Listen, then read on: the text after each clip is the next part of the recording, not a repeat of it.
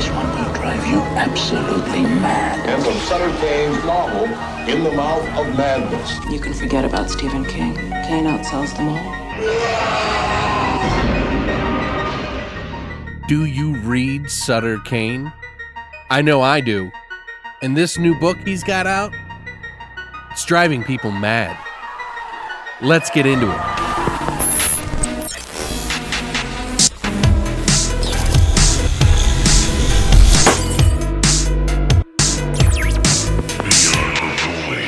What's up, guys, and welcome back to Beyond the Void. My name is Alex, and today we're going to be doing a sort of spoiler-free talk about this novelization book of In the Mouth of Madness. Now you're saying, wait a second, don't you guys do movies? Well, yeah, we do movies in here. And now we do novelizations from Echo On Publications, which, by the way, they have a ton of new books that are coming out based on the movies that you absolutely love. And I got to pick two. I reached out to them and I said, hey guys, I'm going to start doing books here, and I really want to do some of your books. Do you think that's cool? And they sent me over two, In the Mouth of Madness and The Gate, which are both fantastic films, by the way. But I started off with In the Mouth of Madness because that is one of my favorite John Carpenter films that I have ever seen, and I absolutely love it. Figured, why not give it a comparison to the original movies to see what's changed and what might be the same and how it feels overall. I'll be honest, up front, I've never read a novelization by a company like this before. And I think I did read one back when The Stand came out. They did a novelization of that, and I didn't know if I had the original book or the novelization. But I have a friend, Jason, on Sinister Cinema Reviews who collects these things, and it got me kind of curious. So I reached out to Echo On Publications. They supplied me with In the Mouth of Madness, and I got to read it, and I got a lot of really great things to say about it. So let's get into it. This is not reality! No, seriously, Trent, it's real. It's coming out October 1st. Day one of spooky season. And just in time, because literally at the end of October, they're going to be bringing you the 4K of In the Mouth of Madness. And this is literally the best time to read the book and then watch the movie, because there's some things that I'm going to tell you about in this book that are very different than the movie. And I know that movie front and back. You know what I mean? I've seen it so many times. I could tell you so many different things about it. They treat this book like it's straight up from Sutter Cane. It's on the front, on the back. It doesn't say who actually wrote it, and they really go with it. It even has Arcane Publishing on it. And you could get the hardcover book of this, which, you know, there's a lot of people that like collect like the sort of memorabilia and try to like recreate that book, but there's like empty pages in it, or they'll put another book in it and just get the cover. Well, now you can actually buy the hardcover or the paperback, or you can do digital if you like too. But me personally, I'm kind of hoping to get a hardcover copy and put it on my shelf or put it on the table, because it'll be amazing. It's got the original cover of the book in the movie. So yeah, win-win. Now, I only got the digital copies because they were like super early. But yeah, there's some differences in this book, and I really like it. Way that they describe things in this movie go much, much deeper than they do in the movie. Like, there are a lot of scenes in the movie that are almost played out the exact same way. It's very similar to that, and you'll feel just at home with that. And as you read, it's like you start to hear just a little bit more here and just a little bit more over here. Just like the movie starts out, John Trent is in the hospital. He kicks the guy in the balls, and then goes in the room, and he has somebody come in to talk to him while he's doing all his like artwork on the walls. But they go into depth with that character that goes to interview him. By the end of the book, it kind of goes outside of the movie and into that guy's personal life and like what happens when he goes home, which is super freaking cool. And they do change a few things in this movie. I don't want to spoil anything, but there are some different things, like when they get to the Black Church, what happens inside of there. There's some extra dialogue between Sutter Cane and Trent when he's like going through crazy parts where he doesn't believe that he's actually in a book. This is like really cool. And they even do some extra stuff with the lady at the Pickman Hotel. Can I help you folks? I certainly hope so. Would like a room, please. Which is awesome. I love that. I just love that they added those little bits, and some of them I absolutely love. Some of them I was at first kind of taken back because, you know, some of these things are my favorite moments in the movie, but I thought it was really cool because they really expand on like what is happening. There was a moment in the book where I remember in the movie you can hear the things that they're talking about in the book, but they kind of really go into detail about how the madness is taking over the town, and he's in the hotel and you can hear the screams and the people crying and moaning and stuff outside the door. And the way they describe it is super freaking cool, man. Like, I honestly had a very positive experience with reading this. And I'm not just saying that, like, I really wasn't sure what to expect. But I really like how they treated this book.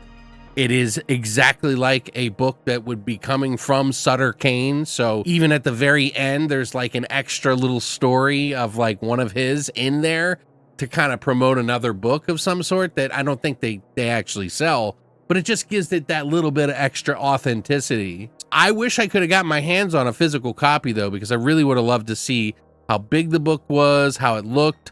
So, you know, maybe I'll get one in the future and do another review for you on that one. But they sent these to me early, like way before they even had the books ready yet. So like I've been sitting on these for months and I wanted to wait, kind of get closer to the time that they're going to be releasing to kind of tell you guys about it, so it wouldn't like make you so happy and thirsty for it. I'm really enjoying it. I went back and read some extra parts to kind of go over it, just to refresh my memory. I even put on the soundtrack of In the Mouth of Madness in the background while I was reading it aloud to my girlfriend and me, because I like to do that. I do that with comics too. I'll put on some music in the background, like Hellraiser or something like that, and then like listen, you know, read the book or something. It just gets me in the mood. The fact that there's actually In the Mouth of Madness movie with the music that you can listen to on like YouTube or something, you can do that while you're reading the book, and it just makes it so much better. But yeah, Echo On Publishing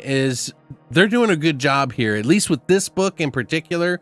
I'm going to be reading The Gate next, which that comes out on the 8th of October. So I'll put links to both of them down below, so if you want to pick up a copy. But I wanted to kind of share a little bit about some of the stuff that they're doing, since they were so kind to send me out some books. But I'll show you some of their site and what they have for upcoming books and things. Like right now, out now, they have Session 9, The Devil in the Deep, which is actually a cosmic horror story. I'm not sure what that one is. The Deadwoods, The First Power, the actual movie, The First Power. We got Maniac Cop Trilogy, which they have in one paperback book. And then I think there's jacketed, it's like a jacketed version right here. And then they have the paperback for each one if you want to get them individually. Also, and you want to do any other Kindle or something like that. But look at all the ones that they got coming out, guys. This is really cool. Wrong Turn, Nightwish, Shopping, which I'm not really sure what that is. Fido. Some of the artwork is not complete here. It says to be changed. Monster Squad, Dark Side of the Moon, and Nightwish are both on Unearthed, which I own those. Waxwork. I mean, that's pretty cool. Witchboard. I'm not sure if that's the newer one or not. Doghouse. Fucking Jake West, one of our guests that we had on the show here for the podcast years ago, who came on and we talked about Doghouse and his evil aliens. This is actually a really good movie if you've never seen it. Night of the Comet coming out on the 29th of October. Strangeland, D. Snyder. Gate, as I mentioned here, on October 8th. And even 3615 Code Santa Claus, which is that movie that's kind of like Home Alone with like an evil Santa that like tries to like get this kid. He's like, it's a French movie. It's really cool. It's a really good movie. If you like Home Alone and you like dark Santa movies, they combine the two in this weird kind of vibe. It's really cool. I think Vinegar Syndrome put them out. But that one's coming out in December for their, holiday line. So yeah, just giving you a little bit of a share here to show you what they have I'm just really excited about reading The Gate now. Now with The Gate, it's a little bit different. Now he had told me that there was like some differences in The Gate. Now, if you guys remember The Gate, it is a childhood story. So it kind of has like this vibe about it of things that we were scared as kids. And that a lot of people really like that. But the original movie was supposed to be much darker, much more adult themed. And so Michael Nankin, the author, wanted it to be a little bit more how he originally intended it to be. And he, as they pitched it to an adult crowd. So there's a lot of new differences in there. And I am eager to read that too. These are some movies that are like really, personal to me. I grew up loving these. So honestly, if you love these kind of movies, I think it's a no-brainer to pick these books up because it really adds another layer of like more to the story. When we rewatch and rewatch movies, it's like we pick up something a little more. And then when we get used to them and see them so much, it's like, what do you do then?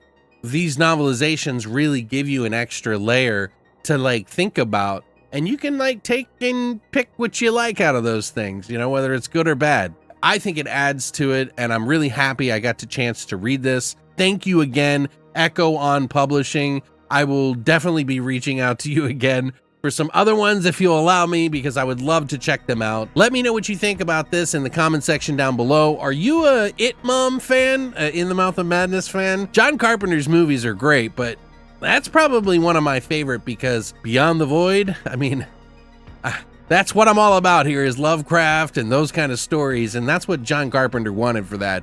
And I absolutely love this movie. So let me know what you think in the comment section down below. Are you going to pick up any of these books on Kindle, on softback, or hardback? I would love to hear what you think down below in the comment section. If you enjoyed this video and it helped you in any way, please hit the like and subscribe button. We got so much more planned for you for the month of October, let alone the rest of this month, so stay tuned. But thanks for coming by, and as always, long live the void.